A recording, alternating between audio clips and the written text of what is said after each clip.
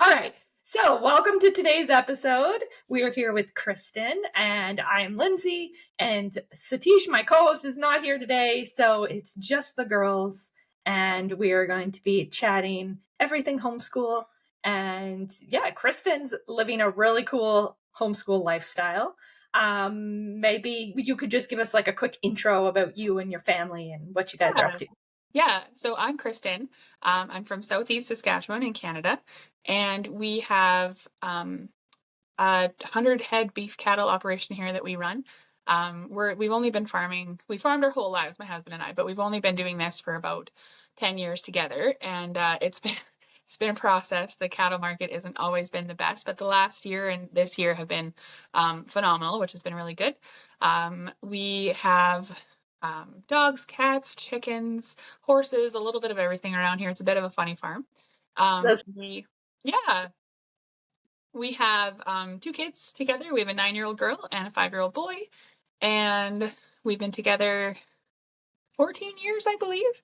And I also run and own my own hairdressing business out of my house. that's amazing. So, you got a lot going on over A lot there. on the go. Yep. We live in the booming metropolis of Yes. rural. Yes, very, very, very rural out here. We're kind of down in the southeast corner. Like any further this way, you'll go to Manitoba. Any further that way, you're in the States.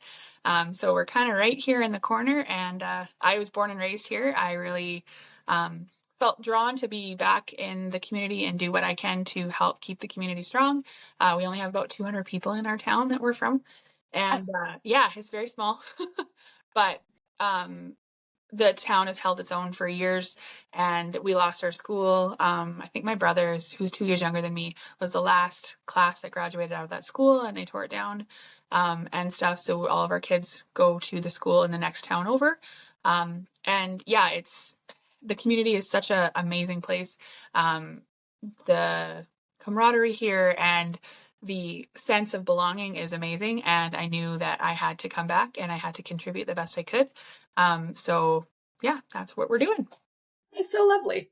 So, what inspired you to start homeschooling? And did you always homeschool, or did your kids start off in school?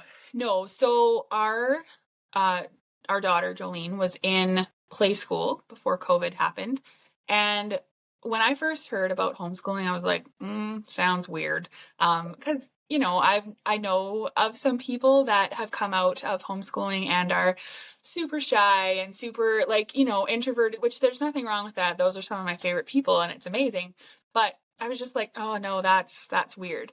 And then COVID happened, and we kind of hummed and hawed for a while, a little bit before, because we put her in play school in public school, so that she could get some experience with other authoritative figures that, because she'll need that for coaching and for jobs one day, and she needs to be able to be told what to do other than mom and dad. So we put her into play school, and then we hummed and hawed for a long time. We weren't entirely sure what we were going to do. And I've always kind of thought about homeschooling in the background, but not the typical, like, you know, stay in your house and do your thing here and not be part of the world and stuff. So yeah. Yeah. So we made a list of pros and cons, and we both grew up in small schools in rural Saskatchewan for me and Manitoba for my husband, and we kind of put together a little bit of a pros and cons list of what were the good things about being in these small schools. And they're small, everyone knows everyone. The class sizes are smaller than what you'd get in the city and stuff like that. And the education is good, the curriculum is good, but I didn't like the idea of my kids having to go to a small town school where there's like 2 boys and 5 girls in the class, and sometimes dynamics change over the years, and we both had been bullied as kids. I guess everyone probably has, right? But we were bullied a bit, and I didn't like the idea of putting my kid in that situation, or kids in that situation, if we didn't have to. So when COVID happened, that kind of fast tracked the whole thing. We pulled her, out of play school and kind of hummed and hawed about what we were going to do. So I started doing some research into homeschooling, and there is overwhelming. There's so much stuff. So Yeah. much stuff. Yeah. So we kind of looked through a few different places. My sister-in-law in Manitoba, she homeschools her kids and has for, I think her oldest is 15. So she's been at it for a while. So I was like, hey, what do you use? So she sent me some stuff, and we kind of started off with kindergarten that way. And it went well. Like, we were really happy with how it went. How bad can you screw up kindergarten is kind of what I was thinking. Like, we can't screw them up that bad. So we attempted kindergarten and it went really well. And then the next year we branched off to a different kind of curriculum. We weren't super in love with the one that we had, but it wasn't bad. So we kind of branched off. We did a little bit of that one, and then we thought, well, we'll try some Homeschooling Canada stuff. So we pulled some of that in, and it was okay, but I think I have more gray hair because of it. And not because homeschooling is like, it's hard, but I'm pretty sure that our daughter has dyslexia. So we're just kind of in the process of getting a diagnosis and stuff for that. But for the longest time, she would say on instead of no. And when she's reading stuff and when she's reading back numbers, and we're like, man, this looks like dyslexia, but I don't know what dyslexia is like. She's not in the public school system, because they probably would have picked up on that right away. Things like that. And then in grade 2, I was creeping Facebook one day and Schoolio popped up, and I had been looking for different curriculums, all in one curriculums, because I didn't like the idea of having to pull this and this and this and all together. And when I typed in homeschooling stuff, my algorithm's like, you need to know about all the homeschooling options. So my feed was just right full of stuff, but the one that was always at the top was Schoolio. And I was like, okay, I'll check it out. And so I clicked on it, and it was a little bit confusing at the time because it couldn't go really past the join the free trial kind of thing. And it was like, I don't know, March. And I'm like, well, I don't want to start a free trial in March. And like, that confused me a little bit. Now I know that's not how it works, but I was like, maybe we'll finish this year and then we'll talk about it. And so like, in August, when I was supposed to have my education plan and all that kind of stuff done, I'm like, I should probably look into that Schoolio. So I just signed up, had everything shipped out. It got here after the rest of the kids started school and stuff, and we started the bookwork of it. And I really liked the program. I really liked that it was very closely resembling the Saskatchewan curriculum, because who knows, we're pretty open-minded here. If she wants to go to public school someday, we'll put her in public school one day. So we wanted to make sure we were, in course. She wasn't going to get left behind or anything like that. And Schoolio was like pretty much bang on the Saskatchewan curriculum. And so we did the book one for the first year, and it was good, but dyslexia has caused a lot of issues with learning how to read and learning to write and math. So it wasn't amazing, because not only were they trying to teach her what 3 + 4 is, but also trying to teach her that the 3 goes this way, not that way, and that you read it 3 + 4, not 4 +, you know what I mean? So that was difficult. So then I noticed you guys had gone to digital, and I was like, well, I kind of like that idea. So I clicked on it and I read a little bit about it, and I was like, you know what? How bad could it be? It was, I think, $100 when I paid for it. And I was like, you know what? For $100, even if we don't use it and I have to revamp in October or November and buy something else, at least, we've tried this. And oh my goodness, Lindsey, night and day difference. Night and day difference. It kept her attention. She learned to use a keyboard rather than writing by pen and paper. So instead of trying to remember which way the 3 goes, she just hits the 3 and she knows where it is on the keyboard.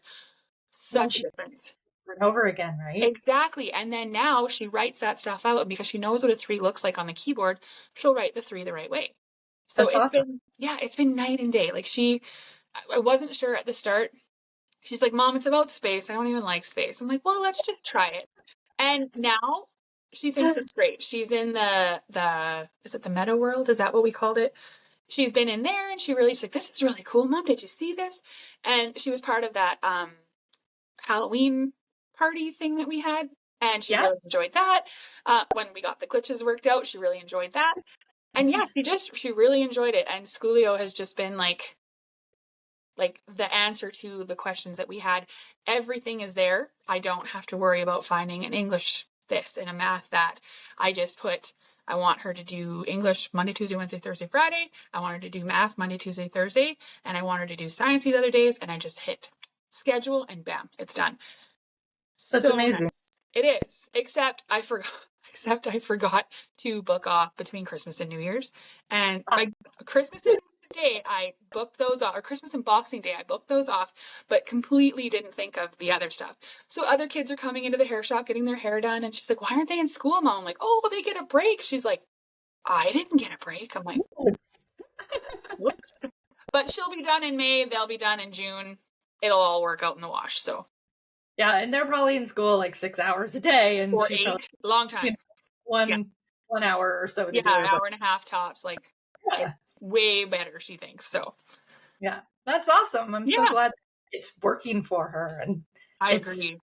It's so nice for us as a team to hear the feedback, and we're on the other side, so we don't really get to see a lot of the kids other than live classes and like the Halloween party and stuff like that. So it's really heartwarming to meet real people and real kids who are actually using it and getting that like positive experience out of it. Absolutely. It's been so good. That's awesome. So I mean, we were talking about how it only takes her like an hour and a half to do her schoolwork. Yeah.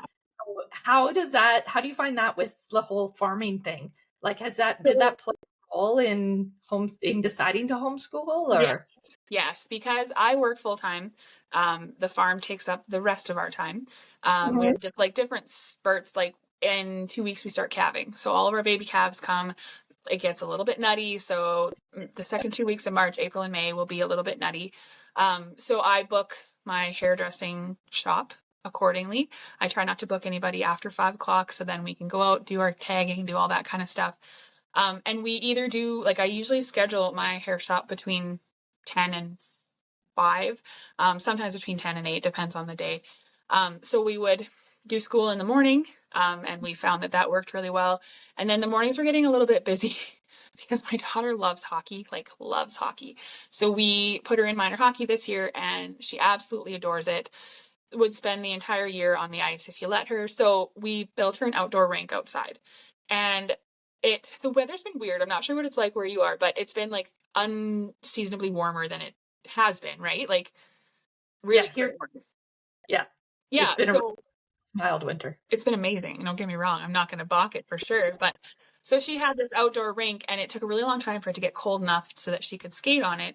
But then it got to the point where she'd be like sitting in her skates in the hair shop, waiting for it to get daylight enough so she could go out. And she would skate all day, which wasn't indicative really that well for homeschooling in the morning. So we shifted from the morning to the evenings, and it seems to really work. Like, she's kind of had a day full. She's a planner. She's the kind of kid that has to know what's going to happen here, there, and everywhere. And she's got it in her head now that we do school between 7:30 and 9 is what we do school. And it's kind of our time together. Sometimes we have the hockey game playing on TV in the background on mute so that, in between lessons, she can catch up what's going on in the game. And so that's really worked for us. Homeschooling fit because I could still work. I could still farm, and I could still school all at the same time without having to, if I have to go somewhere, I would have to have somebody here at 4:30 or whatever to get her off the bus and stuff like that. Whereas for homeschooling, we decide when we school in our schedule, and the flexibility of it, incredible. Like, we were doing mornings, now we're doing evenings. I think when my son Levi starts, he's in kindergarten right now, and Schoolio doesn't have a kindergarten digital program. And so we've been doing just a little bit of everything with him. But when he starts in the fall, we'll do Levi in the morning and Joe at night. And I think that will give them the separation time that they need, because right now they're always together. And I don't know how many kids you have, but siblings fight. We have some epic all-out wars around here and stuff. So it's nice for them to have that time apart from each other. So I really like the flexibility of homeschooling, being able to fit it in when you have time. And then they can play. They can play all day. They can be kids. They can do the things that kids are supposed to do. And, like we came home from hockey on Tuesday, and we brought another one of the players home and took him home to his house. And he said, how come you don't go to school, Joe? And she's like, well, I'm homeschooled, so I do my school at home, and I only do it for an hour and a half. Oh, I wish I could only do an hour and a half of school. I have to be there all day. So it was kind of neat for her to see how other kids school and how she schools and the differences between the two. It's been really neat. Yeah, and I love that you mentioned that your evening homeschoolers, because Yeah. that, when people are new to homeschooling, they have ideas of what it has to look like. Right. Like we have to be up and dressed and have had breakfast and ready for school at 9 a.m. And Right. it's like, that That's not doesn't have to be the way it looks if you don't want it to be that way. right. It doesn't have to be your reality if it isn't going to work. Yeah, and sort of unlearning some of those classroom things where Mhm. we all start sort of with this idea of like it's just school at home, and we're like Right. a classroom and a blackboard, and it Right. just And starts. it's really not, right? Yeah, and then the more you get into it, the more you unlearn those Right. sort of bits and just find what works for you and Right. discover that flexibility, which is It's awesome. it's incredible. Like, especially because things change. Every year something's different. Every season something's different. Like when we start calving next week, we're sometimes out there till 9 o'clock at night, and we'll just tweak things and do school when we can do school. And as long as it's done. And I also must say that right, I For really appreciate about Schoolio Digital is that I feel like you schedule everything, and it kind of gives me a little bit of accountability because we'd get like a week or two behind and we just kind of coast through, and then one year we were a month behind, and it just we worked into summer and stuff like that. But I feel like with digital, when it's all scheduled and all planned, to me in my head, like she has this lesson at this time, we need to get it done, and if she doesn't get it done, then she has to do it tomorrow. And for the first time in our homeschooling journey, we are, maybe not today, but yesterday, we were 100% caught up and exactly where we should be. And it is such a good feeling because I talk to other homeschool moms and stuff, and they're like, "Oh, we didn't start till October or November," and I was like, you know what? I'm really happy that we were able to set a goal and go with it, and we're still on track. And like, it's already March tomorrow, and we're like 2 months from being done, right? Like, whereas this time last year, I'm like, man, we've got like 4 months to cram into this 2 months, and it's been so good. The accountability of just having that pre-scheduled stuff has been night and day for us too. So Yeah, and it takes some pressure off you, right? To yeah, yeah. have to figure it out and how much we're supposed to do each day and all that sort of Right, stuff. And it's then just done. early, you can just, pick up some electives or something or do something Absolutely. like summer break early. Absolutely. Yeah. Yeah, I think a lot of parents struggle with that, like, am I doing enough feeling, Right. especially as you're adapting to the idea that homeschooling only takes an hour or two a day. Right. And it's really easy to feel like maybe we didn't do enough today, Right. like I math in Absolutely. school is like at least an hour and it only took us 25 minutes. Right? And it's not, Something must be wrong. yeah, you feel like you're doing it wrong or you're not doing enough Right. when it's just the difference of that like one-on-one instruction and that personalized learning, right? Yeah, it has been night and day. Not that I have anything to compare to. She wasn't in regular school at all, but just based on our experiences and like the kids I coach or the kids I do 4-H with and stuff, it's Mhm. so different, but it's so cool how they can both be right. Yeah, absolutely. I Yeah, love that. And you guys do a lot of like community stuff too. So we do. obviously kids that actually like leave the house and go out and Yes. socialize. Yes, That's our kids are two of the most socialized, outgoing people that you'll ever meet, and people are like, "They're homeschooled?" I'm like, "Yeah, actually they are, and they have been their whole lives." And wow, but it also helps. I have people coming to the hair shop to sit in this chair every day, all week long, sometimes weekends too. So they've been, except for COVID, poor little Levi was a product of COVID there for a little while. He was super shy, and anyways, once the world got back to normal, he came out of his shell and stuff. But if I didn't have that interaction with not just kids their own age, because how often do you how often are you in a workplace with 13 other people exactly the same age as you? Like, that's not, years ago. Yeah. yeah, it's not reality. But they have experience with kids, adults, seniors, teenagers, all these things, and it's helped with their social ability like tenfold. I can't even express how much, excuse me, that's helped being able to have people come to us rather than us being out in the world. But as well, we're part of the community. We do sports, all the sports. We do volunteering and all that kind of stuff. And like, those are the kinds of things we want to be teaching our kids. They don't, I've never used a cosine again in math since grade whatever it was. But my ability to have a servant's heart and be able to help people and do things to make other people's lives easier. Like, that's the kind of thing we want to be teaching our kids, not the cosine of 12 and, is that sentence grammatically correct when spell check's going to get it anyway, right? Like, it's more important things in life, I feel like, that these kids need to learn rather than being in school memorizing whatever it is they memorize 5 days a week. Opportunity for character development and social Absolutely. Yeah. And I think that's awesome that, people worry about the socialization factor. You're in a town of 200 people and you have outgoing children. Because I've heard people Absolutely. say, like, but my child's really extroverted and I worry about homeschooling him. Well, you can do lots of Absolutely. opportunities. They can play sports. They can Yeah, be in 4-H. They can be in, scout, absolutely. all Exactly. things, right? Right? Even in a really small town, and even if you don't have a big homeschooling community around you, Which I don't. yeah, there's still Yeah, lots of opportunity. And absolutely. your extroverted kids have their cups filled is, Absolutely. Yep. yeah, that's awesome. Yeah.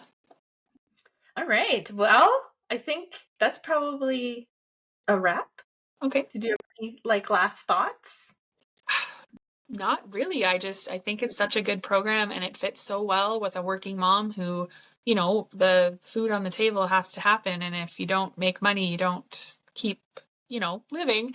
So being able to have a full-time position in my home and be here to raise my kids and us raise our kids, and the idea of homeschooling has been amazing that way. And if I can do it, like, anybody can do it, especially as a full-time working mom who volunteers way too much and all these kinds of things. Like, if I can do it, anybody can. Just because you think, oh no, I'd be a bad teacher, or I would screw up my kids, or I'm not smart enough, like, not true. That's not how it works. And I think if people really had that, I want my kids to have more out of an education system than the run of the mill, then do it. Try it for a year. Like, you can't screw up that bad. COVID took so many years from our kids' lives and they're all still functioning functioning kids. They caught up, they're resilient. Like, try it. Just try it. That's awesome. I feel like we could just chat about homeschooling all day. Absolutely. Hey. That's like a perfect wrap up. So Yeah, let's end it there and thank everybody for watching. And thank you so much for absolutely. here. This is really fun. And I feel like we could just have coffee any day and Absolutely. Yeah, that would be so good. time. All right, great. Well, thank you very much. Thank you.